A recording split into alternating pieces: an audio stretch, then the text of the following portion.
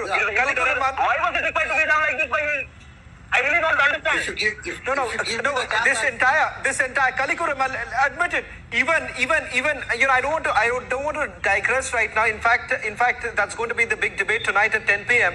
As far as the Malegaon blast is concerned. If you remember Khaleequr Rahman, there is always this attempt to give a particular shade, a color when it comes to terrorism. And the fact of the matter is that please refresh your memory, jog your memory, who exactly coined this term of saffron terror. And look at what is really happening today. In Mangaluru blast, in the Coimbatore blast, what exactly has happened? What are the antecedents of the accused?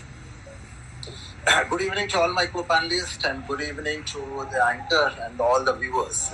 In fact, any kind of terror by any color, first of all, there is no color to the terror and there is no religion to the terror, and terrorist has got no religion.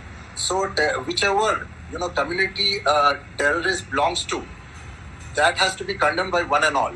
And no one should patronize that. But unfortunately, there are international organizations who are claiming the responsibility of this terror. But unfortunately, again, some of our governments are trying to downplay this. Like you mentioned, Tamil Nadu, when this cylinder blast happened, so it was like not really dealt with so much of seriousness it should have been. And then there also seems to be the failure of our intelligence, which has given some kind of rise to these terror activities, because these people, number one, Sharik has obtained the Aadhaar card in some other name, changing his identity and the religion. So and moreover, let me tell you, that's what I'm coming to.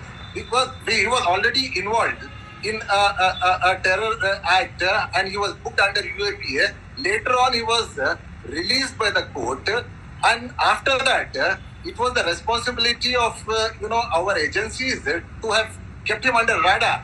But I think there was some kind of laxity which led to his activities. No, let me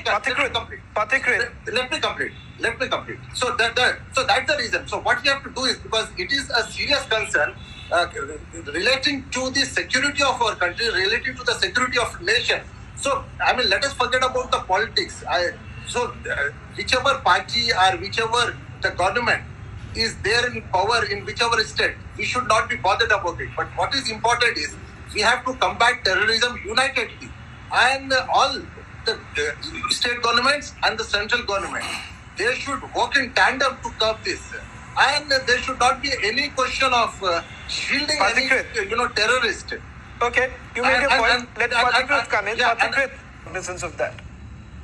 Absolutely, because this is a very serious concerning issue, and we all have to condemn this, rising above all our political affiliations or whatever it is actually. But what is important, the first and the foremost thing is the security and the safety of the country and the security and the safety of the nation, and which is of the prime importance for all of us. And no terror activity should be tolerated in our country, and it has to be dealt with very, very, very sternly, and no one should be spared.